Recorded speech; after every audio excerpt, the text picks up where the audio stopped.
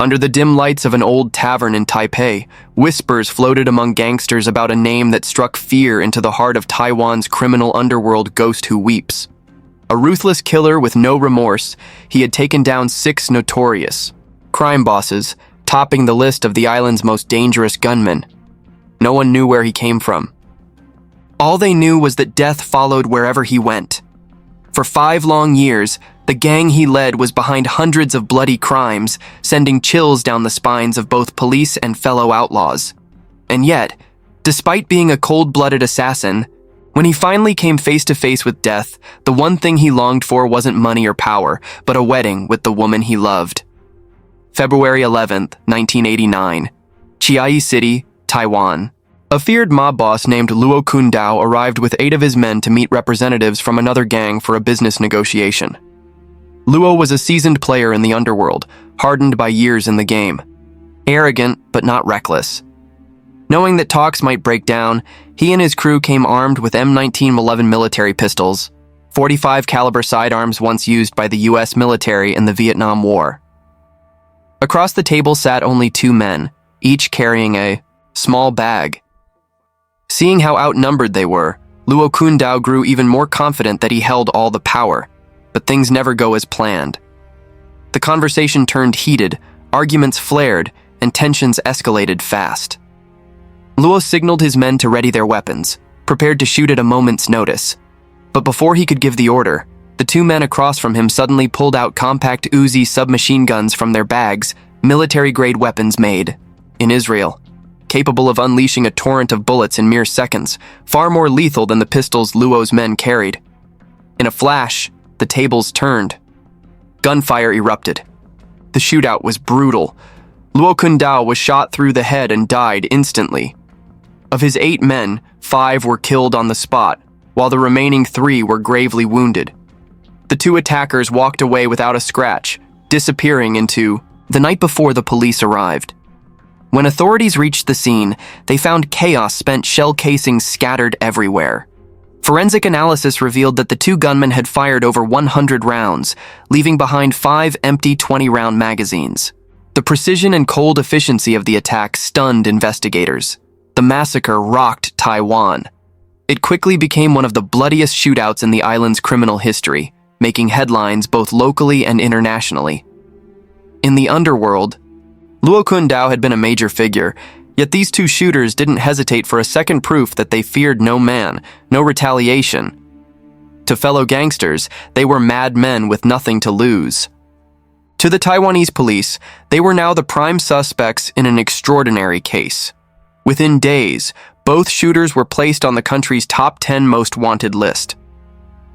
After a period of intense investigation, police finally identified one of the 2 shooters, Lin Lai Fu, known in the underworld as Ghost Who Weeps. He was considered the most dangerous hitman in Taiwan, a living legend among criminals. But Lin Lai Fu wasn't born a killer. His descent into violence came from poverty, despair, and a life with no way out. So who was this man, really? And what turned him into such a merciless beast?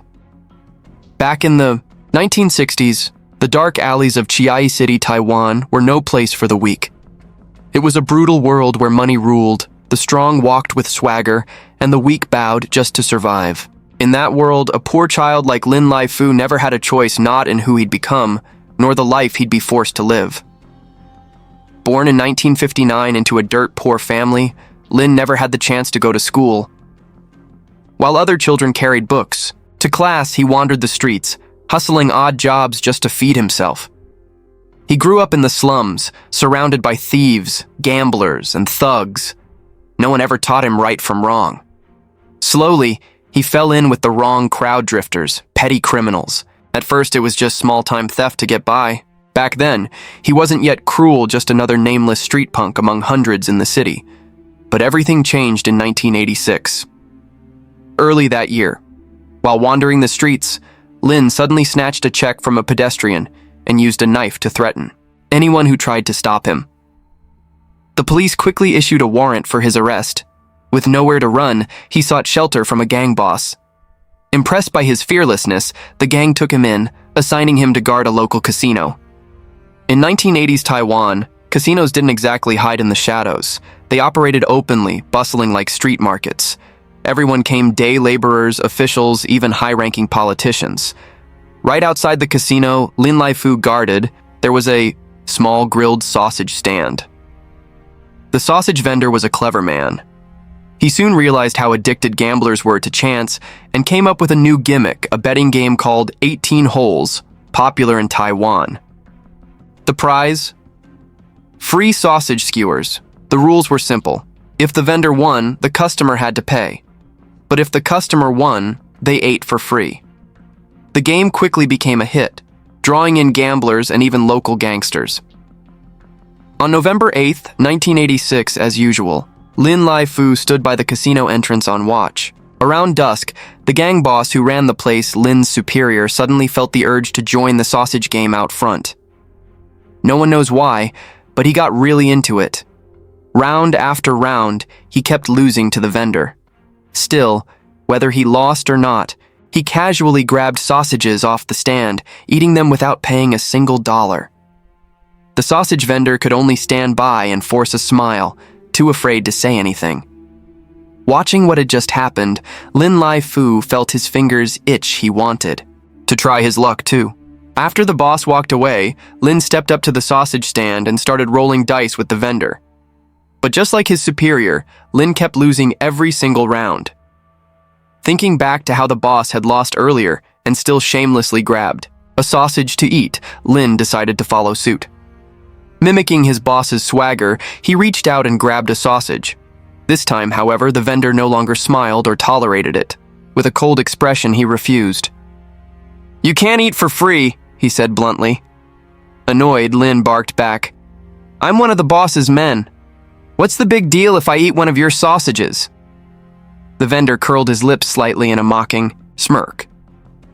"Your boss is your boss, but a lackey still has to pay like everyone else." That sentence hit Lin Laifu like a slap to the face. He hadn't expected that. In the eyes of a mere sausage vendor, he was still so worthless. And in that instant, something snapped inside him. A chilling thought surged through his mind. Has everyone always looked down on me like this? Born into poverty, denied a proper education, Lin had spent his entire life hustling on the streets, never amounting to anything. That deep-rooted inferiority had always clung to him. And now, even a sausage vendor dared to humiliate him.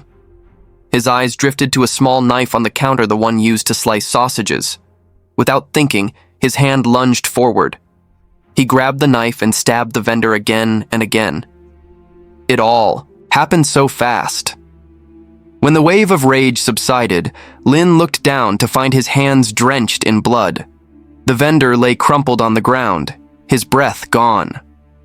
Horrified screams erupted from bystanders as they stared at Lin in terror. Lin Laifu stood frozen in the middle of the chaos, surrounded by those fearful eyes. A pool of deep red spread beneath his feet, the metallic scent of blood sharp in his nose. He knew he had just crossed a line he could never uncross. But strangely, he didn't feel afraid. There was no trembling, no remorse, and no urge to run. Instead, he felt something else creeping through his veins, something twisted and exhilarating. In that moment when the blade pierced another man's flesh, Lin had tasted power, real, undeniable power. For the first time, he held someone's life in his hands, and he realized something else too. If he had to live his life groveling beneath others, he'd rather become a boss himself. But how does a man become a leader in the underworld, someone others fear and respect? While hiding from the law, Lin thought long and hard. He came to a simple conclusion. As long as he was more ruthless than the next man, as long as he had more money, no one would ever look down on him again. And if anyone dared to, he'd eliminate them without hesitation. That was the moment Lin Laifu made up his mind he would never live in someone else's shadow again. He would take control of his fate, and the fate of anyone who stood in his way. But now that he was a wanted killer, with the added baggage of a robbery charge, no gang was willing to take him in. Alone and unwanted, Lin drifted through the streets, beginning a new chapter as a lone outlaw. In just a few short months, he committed crime after crime across Changhua, Yunlin, and Nantou. He scouted wealthy households in advance, then struck with precision robbing homes, and at times targeting banks directly. If anyone resisted, he didn't hesitate to kill. His brutality quickly caught the attention of the police, but it also drew in a different kind of follower, desperate men with nothing to lose. Gradually, they began to rally around Lin Lai-fu. There weren't many of them, but every single one was willing to risk everything. They weren't just criminals anymore. They were a new breed of outlaws, men who had nothing left to fear. After pulling off a series of high-stakes robberies, Lin Lai-fu and his crew found themselves sitting on a large sum of money. But instead of laying low, they used most of it to purchase firearms and ammunition. Over time, their reputation spread rapidly across the criminal underworld. No one wanted to get involved with them. Everyone kept their distance. But Lin Lai-fu was never the type to sit back and stay quiet. Whether anyone provoked him or not didn't matter, he would strike first. He wanted to prove that he was the most dangerous man on the streets. If others were brutal, he would be more brutal. If others inspired fear, he would inspire terror. He began openly provoking other gangs, launching attacks right at their casinos and nightclubs. On one hand, he knew those places were loaded with cash. Every raid was a major score. On the other hand, Lin was building a name for himself, feeding his legend with every bullet fired. Each time he stepped into an enemy casino, he'd fire a few rounds into the air before robbing the place clean. He didn't care who the casino belonged to. He showed no mercy. It didn't take long before the underworld of Taiwan gave him a new nickname, Ghost Who Weeps. In February 1987, Lin and his gang kidnapped a wealthy businessman named Wu in Hamitown, located in Changhua County. During transport, the man made a desperate leap from the moving vehicle in an attempt to escape. The road was close to a police station, so Lin and his crew didn't dare chase him on foot. But that didn't stop them from opening fire from the car, sending a message to the cops, "We're not afraid of you either." Lin's infamy only grew from there.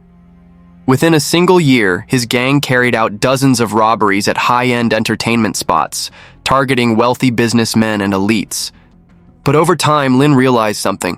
Robbery was dangerous and the risk was rising fast. So he decided to shift gears and go after a more stable income.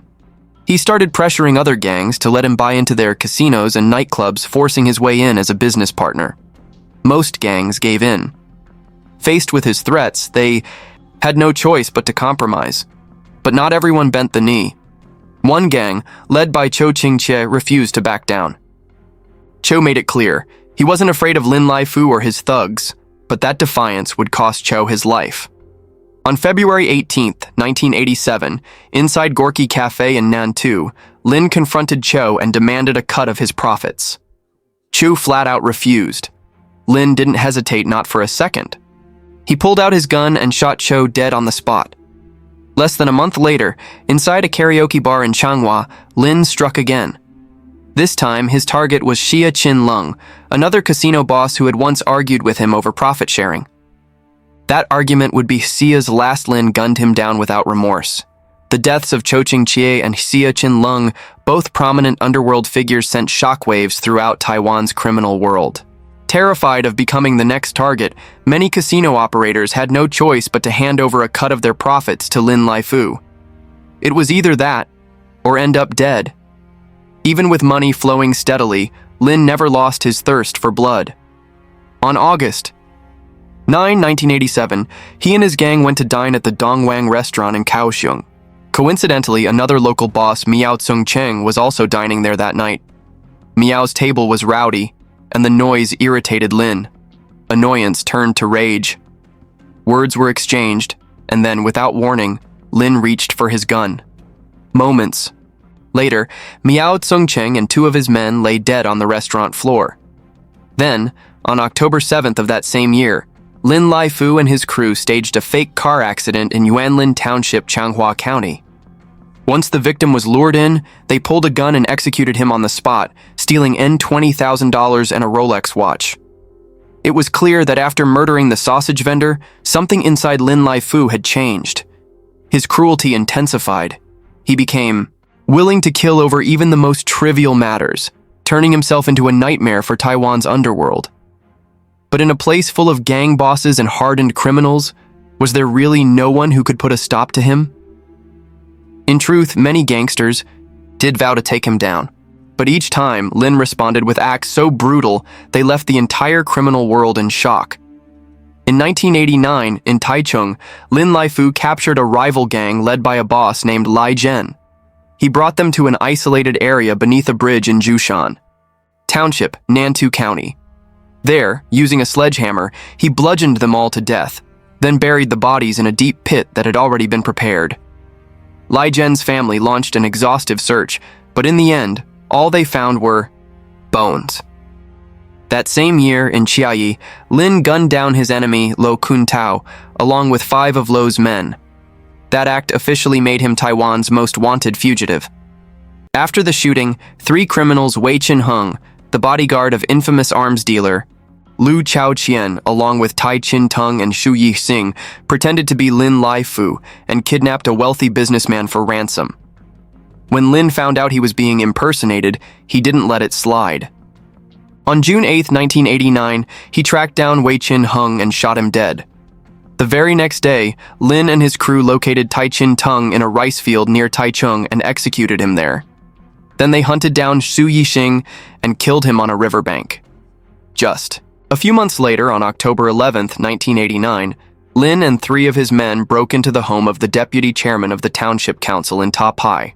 They kidnapped him and demanded ransom.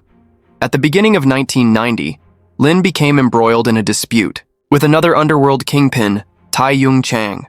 To assert dominance, Lin executed Tai's right-hand man, Chang Huosheng, in cold blood. The killing of Chang Huosheng sent shockwaves through the criminal world and triggered a direct confrontation between Lin Laifu and Tai Yung-chang. Fearing a bloody war between the 2 factions, the police decided to strike first and launched a nationwide manhunt to capture Lin. In February 1990, police in Taichung County arrested 2 of Lin's most trusted bodyguards, Huang Wen-yung and Li Chun-fu. Not long after, the gang's strategist Fan Shu Huang, nicknamed Black Dog, was captured in Taipei. These arrests weakened Lin's power significantly. Realizing that he was now under heavy surveillance, Lin began planning his escape, gathering money to flee the country. But even then, he couldn't let go of his violent ways. On the night of August 12, 1990, Lin ordered his subordinate Li Chia-chang to threaten the county magistrate of Chanchun Township. They demanded in $10 million as an escape fee. When the magistrate refused, his house came under immediate gunfire. Both of his sons were hit and seriously wounded. On the morning of October 29, 1990, Lin Laifu grew even bolder. He personally kidnapped a 59-year-old stock tycoon in Taichung. After successfully extorting $30 million in ransom, Lin began preparing to flee to mainland China. He was ready to live a life on the run. But with blood on his hands and a mountain of crimes behind him, the Taiwanese police had long been waiting for the moment to bring him to justice. However, due to Lin's overwhelming firepower, police had avoided a direct confrontation. All they could do was wait for the perfect moment to strike. After months of surveillance, that moment finally came. On November 16, 1990, the opportunity they had been waiting for arrived. That day, Lin Laifu and his crew were driving through the city. As their car reached an intersection, 3 police vehicles suddenly closed in, boxing them in completely. Officers leapt out of their cars and fired warning shots into the air. Lin reached for his weapon, but the police had already anticipated his every move. Within seconds, he was subdued and arrested on the spot. When police searched Lin's vehicle, they were stunned by what they found: a full arsenal stashed inside. The car was loaded with 7 handguns, 3 rifles, 2 bulletproof vests, grenades, and over 500 rounds of ammunition. It wasn't just a car, it was a mobile weapons depot. Back at the police station, Lin Laifu cooperated fully with investigators. He openly confessed to the crimes he had committed over the years, some of which the police had never even known about. There were so many that he couldn't remember them all. But with his capture, the nightmare he had unleashed across Taiwan was finally coming to an end. What puzzled the police most was Lin's demeanor. He didn't resist arrest as they had expected. Instead, he was calm and surprisingly cooperative. And then, he made a request that took everyone by surprise. During his time on the run, Lin had been closely supported by his girlfriend, Adao. She wasn't just a partner, she had been his most trusted accomplice, helping him manage his affairs and often driving him from one hideout to the next. The two had already had one child together, and at the time of his arrest, Adao was pregnant with their second.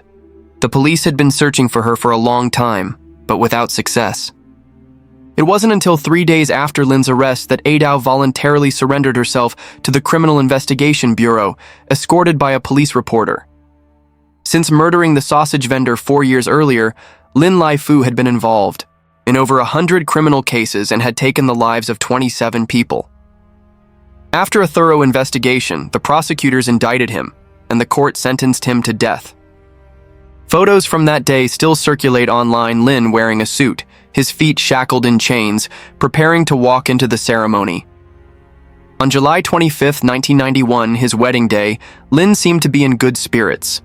He even smiled for the TV cameras and spoke candidly about his emotions, saying the feeling was like being out at sea, sometimes rising, sometimes falling. However, not long after the wedding ceremony with Adao, Lin Lai-Fu was taken to the execution ground and shot by firing squad. He was only 32 years old at the time. A life soaked in blood and violence had finally come to an end, paid for with his own. Adao, in the end, was granted the title of wife, but the price she paid was losing her husband almost as soon as she had gained him. The child in her womb lost a father before even taking its first breath. And one day, when those children grow up and come to understand the truth, what will they think of the man who gave them life? Perhaps for Lin Lai-Fu, that question left unanswered in the eyes of his own children is the harshest punishment of all.